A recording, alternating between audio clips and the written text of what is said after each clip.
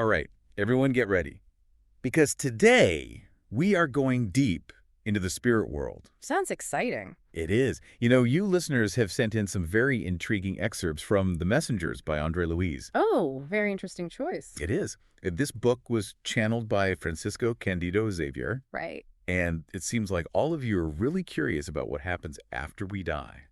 The great mystery. The great mystery, exactly, especially when it comes to mediums and how the spirit world actually works. So, Yeah, this book is really captivating because it doesn't just, show the spirit world as some kind of utopia. right. It really digs into the details. It gets into the weeds, It gets into the weeds exactly like the challenges, the victories. the nitty-gritty. The nitty-gritty. Yeah, even like the organization and the work it takes for spirits to evolve and reach out to us. Yeah, it's not all fluffy clouds and harps, is it? No, not at all. Like there are actual messenger centers. It's funny you should mention that. Right. Because that is a really important part of the book.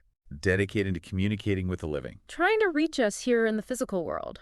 Did you know that? I did. That blows my mind. Yeah, and it's much more complicated than you might think. Really? Yeah, these centers are very well organized with different departments, and rigorous training programs. Yeah.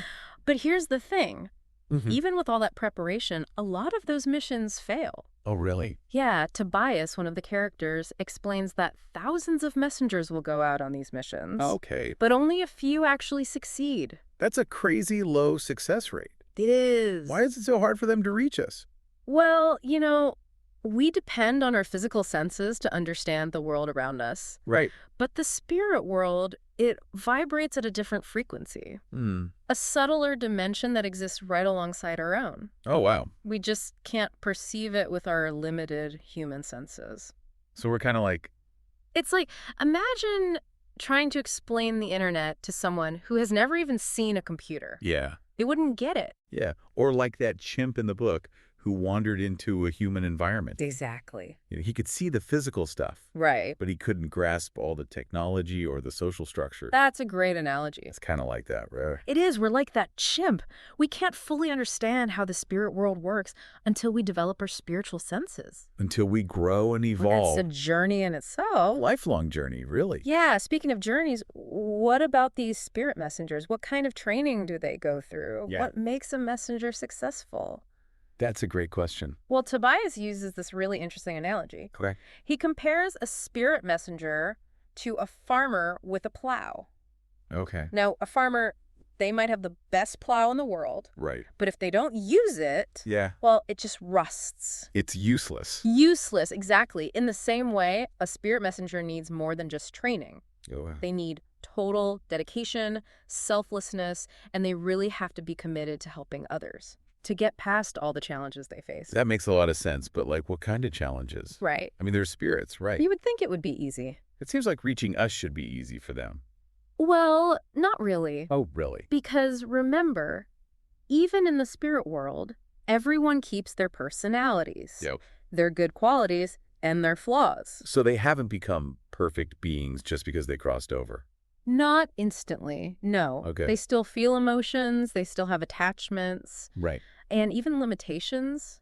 And navigating between the spirit world and ours with all the differences in vibration and perception, Yeah. well, that's really tough. Okay. That makes sense. So even in the afterlife, it's all about growing and trying to be better. Absolutely, and that's a big theme in The Messengers. Yeah. That idea that to make spiritual progress, you need to make an effort, reflect on yourself, and really focus on serving others. Like Narcissa's advice to André, right? Oh, exactly. She told him to fill his cup with divine love and really dedicate himself to doing good. That's a perfect example. It is. It's a powerful reminder that you have to be active in your spiritual growth.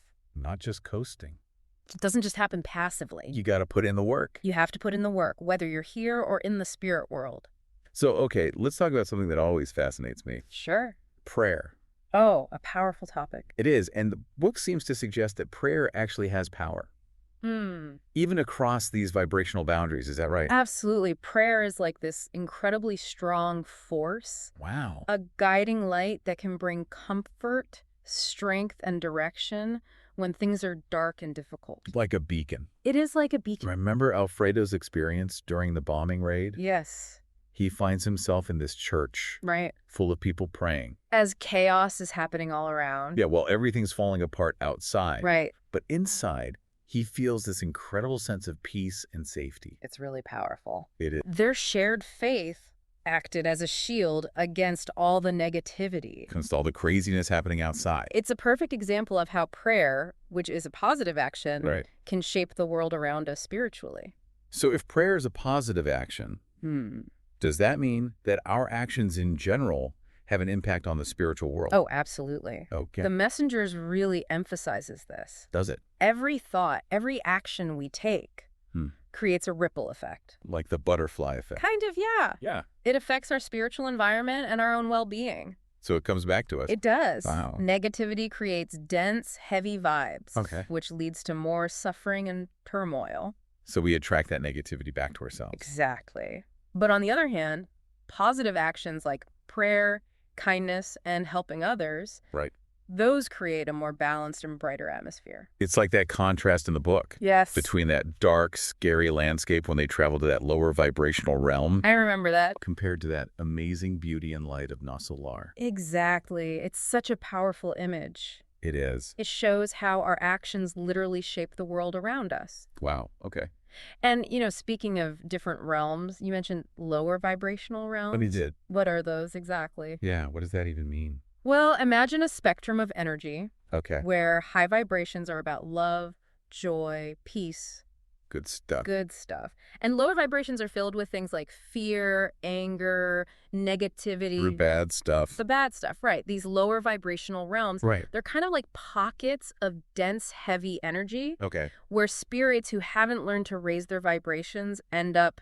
So they're stuck there. They often end up there because of their own negative thoughts and actions. Creating this cycle of suffering. Exactly. So it's not like, the stereotypical fiery hell with demons and pitchforks. No, not at all. It's more about a state of being. Right. A reflection of what's going on inside. Right. Precisely. And that brings us to another interesting idea from the book, the fetus spirits. Oh, yeah. You mentioned those earlier. Which I did. Those are the people who enter the afterlife. Yeah. And they're still clinging to the idea that there's nothing after death. Exactly. Okay. That's right. Alfredo compares them to embryos. Okay. Undeveloped, still sleeping, spiritually unconscious. They're not ready to wake up yet. Not yet, no. They haven't developed their spiritual selves during their lives. And they're stuck believing that death is the end. They're a little scary. It is a bit, but they do eventually wake up. They do. They do, but it's a tough process. Okay. They eventually have to face the consequences of their choices. Right.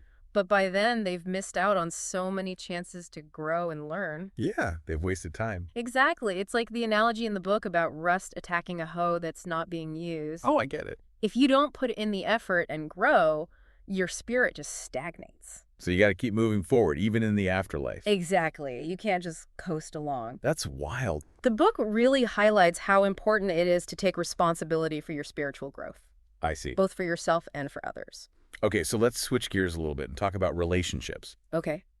Do relationships continue in the spirit world? They can, but it's not like just picking up where you left off here. Mm-hmm. The Messengers makes it clear that relationships in the spirit world are much deeper. Okay. They're based on spiritual connection and a shared commitment to growth and helping others. So it's not just about being together because you were married or related in this life. Right, like Alfredo and Ismelia's story. Right.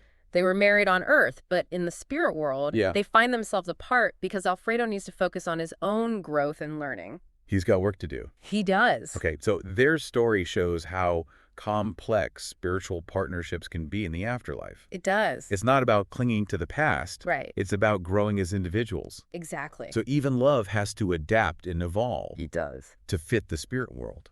And remember, separation isn't necessarily a bad thing. Oh, right. It's a chance for both people to move forward on their spiritual journeys. I see. Okay, this whole idea of different levels of progression makes me think of those two spirit colonies in the book. Oh, yeah. Nasolar Yes. and Campo de Paz. Right, two very different places. Can you tell us a bit more about those? Sure. Nasolar is portrayed as a more advanced spirit colony, Okay. a place focused on learning, service, and healing. It's a higher level. It is, while Campo de Paz is closer to Earth, Okay. where helping less evolved spirits is much harder. It's more challenging there. It is. So Cecilia, who lives in Nasolar, Yes. she gives some interesting insights into the differences. She does. She explains that while both colonies have spirits who are suffering, Right. the ones in Nasolar are on a path toward healing and renewal. Okay. They're more open to guidance and want to progress. Hmm. The spirits in Campo de Paz, though, Yeah. they tend to resist change and are still stuck in negative patterns. It's harder for them to let go. It is. So even in the spirit world, there are different levels of development and different ways of doing spiritual work. Exactly. And it really shows how interconnected everything is. It does. What we do here on Earth Yeah. affects our experience in the afterlife. Right. And the work done by those in the spirit world, like the messengers, can influence us here. It's this constant exchange. It's like a cosmic dance. I love that. A cosmic dance. And speaking of connections between the realms, Yes. let's talk about Donna Isabel. Oh, an interesting character. She's a medium on Earth who receives help and guidance from spirits, You're right. including her deceased husband, Isidoro. Such an interesting story. I know. It really shows that interaction between the physical and spiritual worlds It does. and how complex mediumship can be. Oh, absolutely. We see her struggling to balance her life on Earth with her spiritual calling. She's got a lot on her plate. She does. She's getting guidance from spirits while dealing with the challenges of life. The everyday struggles. Yeah, and that scene where her family gets together for evening prayer, Yes. and then she connects with her spirit guides. It's powerful. Such a beautiful scene. It shows that we're never truly alone. Right. There's always someone watching over us, Ready to help. ready to help if we're open to it. It's like a two-way street, right? It is. We need to reach out to develop our spiritual awareness. And on the other side, Yeah. they're waiting to connect. Like they're eager to help us. They are, you know, Mm-hmm. the messengers doesn't shy away from that human fear of death that so many of us have. Right. It's a tough topic.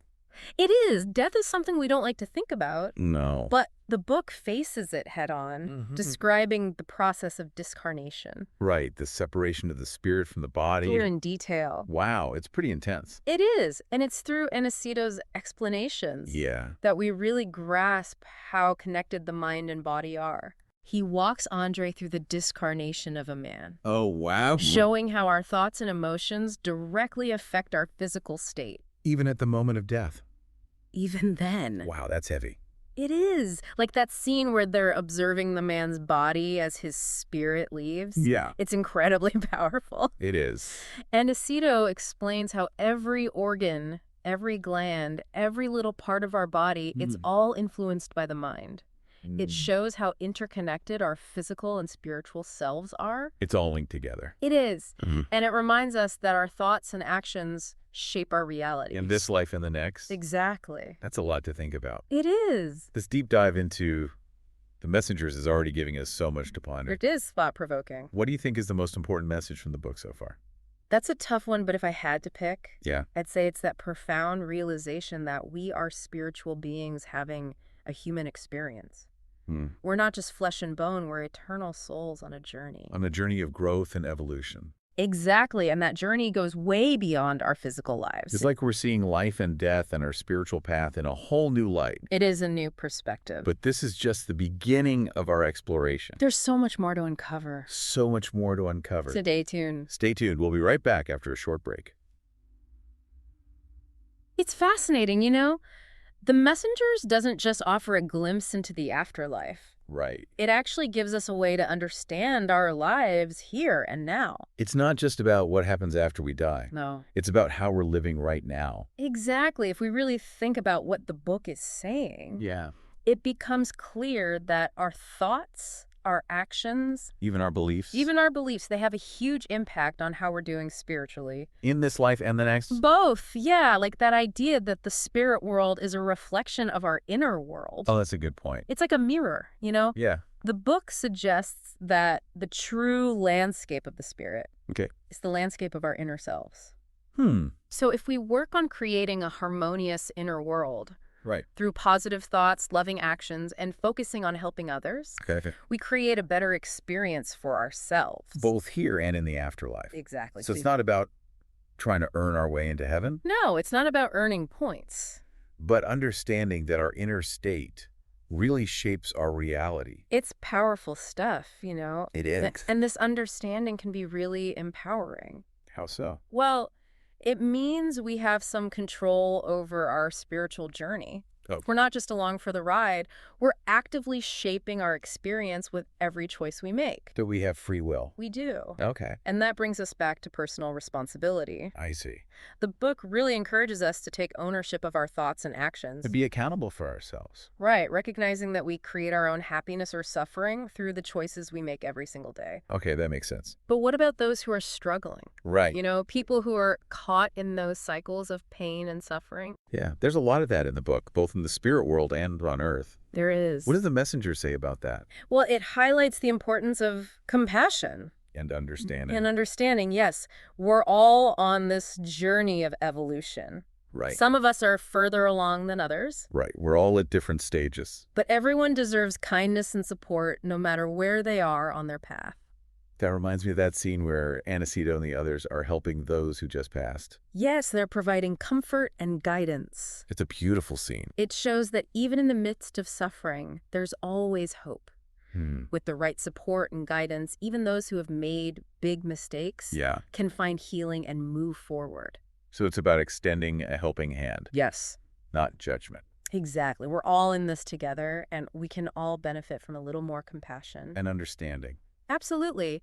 You know, all this talk about connections between the physical and spiritual realms Yeah. makes me think about the role of mediums. Like Donna Isabel. Yes, her story shows how important they can be. In bridging that gap between worlds. They're like these channels, allowing communication between the physical and spiritual dimensions. They're fascinating. They are, but it's important to remember that they're not perfect. Right. And not all mediums are the same. The book warns against relying too much on mediums, doesn't it? It does. It cautions us against putting all our faith in external sources. Because ultimately, we each have a responsibility to develop our own understanding of spirituality. To connect with the divine ourselves. Exactly. Mediums can offer guidance, but they shouldn't replace our own inner work. It's about finding that balance. Yes, between seeking external guidance and cultivating our own inner wisdom. I see. And the Messengers offers a lot of guidance on how to do that. It does. It emphasizes prayer, meditation, and studying spiritual teachings. Right. And it reminds us about the importance of living a life of service and love. It's all connected. It is. It all circles back to that idea we talked about before, that we're spiritual beings having a human experience. It's not about denying our humanity, No, not at all. but recognizing that we're so much more than just our bodies We are eternal souls. on this journey of growth and evolution. And every choice we make every day, it affects not only our lives now. But also our experience in the afterlife. That's right. Wow, this is pretty deep stuff. It is. The Messengers really makes you think. It challenges us to see things in a new way. So where do we even start? That's a great question, and one we'll dig into right after this quick message from our sponsors. Don't go anywhere. We'll be right back with more from our deep dive into the Messengers. Okay, so we're back. And, you know, one thing that really hit me about the Messengers is how it makes us really think about our relationship with death. Yeah, death is often seen as this scary thing, something to avoid. Right, we don't like to talk about it. But the Messengers gives us a totally different view. Yeah, it's not the end. It's not. It's like a transition, Right. a continuation of the journey we start here. And that journey is shaped by our choices. Yeah, it is. The thoughts we have, the actions we take. Everything we do matters. Big and small, it all counts. So it's not about waiting for some big revelation in the afterlife. No. It's about actively creating our spiritual reality right now. In this moment, yeah, the Messengers really emphasizes that the spirit world isn't this far off place. Right. It's right here with us, Wow. constantly influencing us and being influenced by us. It makes you think about the kind of legacy we're leaving behind. It does, for ourselves and for others. And that legacy isn't just about money or achievements. No, it's deeper than that. It's about the energy we put out into the world. It's about kindness, compassion, and genuinely wanting to help others. So basically being good people. Basically, yeah, and that focus on service, it comes up again and again in the Messengers. It does. It's not enough to just believe in something bigger than ourselves. Right. Or to practice spirituality in isolation. We have to actually do something. We're called to put our beliefs into action. To step outside ourselves and make a difference. To really contribute. Yeah, and to realize that real spiritual growth means going beyond our own little worries and seeing the bigger picture. It's about helping everyone. Contributing to the greater good, not just looking out for ourselves. That's a powerful message, and honestly, Yeah. it's a challenge. It's Yeah. easy to get caught up in our own lives, Right? We forget about the bigger picture. but it's an opportunity to, right? It is a huge opportunity by taking on this challenge. Yeah. We find a deeper sense of purpose and meaning. So how do we do that? That's the big question. How do we align ourselves with this higher purpose and live a more meaningful life? Well, the Messengers gives us a lot of wisdom and guidance on this. Yeah. It really pushes the importance of prayer, meditation, and studying spiritual teachings Okay. as ways to connect with ourselves and with a higher power. Hmm. And it reminds us about the power of living a life of service and love. Reaching out to help others, making a positive impact on the world around us. It all comes back to that idea we talked about before. Yeah. We are spiritual beings having a human experience. We are so much more than just our physical bodies. It's about recognizing that. And embracing it. We're eternal souls on a journey of growth and evolution. And every choice we make has a ripple effect, It shapes our present and our future. both here and in the hereafter. Wow. The Messengers really makes you think. It does. It gives us a whole new way of looking at life, death, and our spiritual journey. And even though we've just scratched the surface of this book, Right. I hope this deep dive has made you curious. And inspired you to keep exploring these ideas. Because, as the Messengers tells us, the true landscape of the spirit is the landscape of the inner self. So we leave you with this. How can this change how you approach life? What can you do today to create a more harmonious world within yourself? Keep those questions coming, and we'll see you on the next deep dive.